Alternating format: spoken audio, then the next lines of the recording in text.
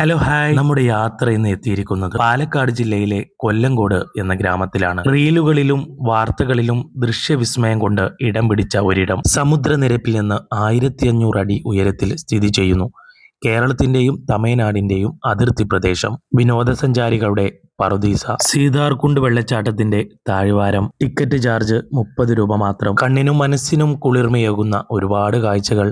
10 ഏക്കറിൽ വ്യാപിച്ചു കിടക്കുന്ന കൃഷിയിടം. പലതരത്തിലുള്ള പൂക്കളുകൾ, നെല്ലുകൾ. കൃഷിയിൽ നിന്നുള്ള വരുമാനത്തിന് പുറമെ സന്ദർശകരിൽ നിന്ന് ഒരുപാട് വരുമാനം. പറയുന്നത് കൊല്ലങ്കോട്ടെ താമരപ്പാടത്തെ കുറിച്ച്. പുലരിയുടെ മങ്ങൽ മഞ്ഞിൽ മുങ്ങിയ പാടങ്ങൾ, മാടിന്റെ മണ്ണിൽ ചെരിഞ്ഞ കാൽപ്പാടുകൾ, കാറ്റിൽ പടർന്നൊഴുകുന്ന മല്ലിപ്പൂവിന്റെ സുഗന്ധം. ഇതാണ് കൊല്ലങ്കോടിന്റെ പ്രഭാതം. ഈ ഗ്രാമത്തിലെ വീടുകൾ ആഡംബര കെട്ടിടങ്ങളല്ല, ചെറുതായ മൺകുടിലുകൾ. ഓലമേഞ്ഞിരിക്കുന്നു. തൈകളും ചെടികളും നിറഞ്ഞ വീട്ടുമുറ്റങ്ങൾ. അതാണ് ഇവിടുത്തെ സൗന്ദര്യം.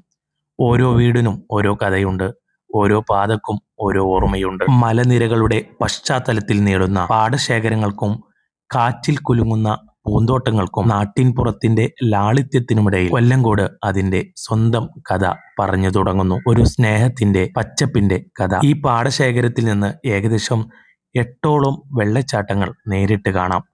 ചെറുതും വലുതുമായ. പാലക്കാട് ടൗണിൽ നിന്ന് 20 കിലോമീറ്റർ ദൂരം. പഴയ വൈഗനാട് രാജവംശം ഇവിടെയായിരുന്നു. ഇന്നും ആ പൈതൃകത്തിന്റെ തണലിൽ പഴമയുള്ള കൊട്ടാരങ്ങളും ക്ഷേത്രങ്ങളും നിലകൊള്ളുന്നു. മല്ലിത്തോട്ടങ്ങൾ ഗ്രാമത്തിന്റെ ഓരോ കോണിലും കാണാം.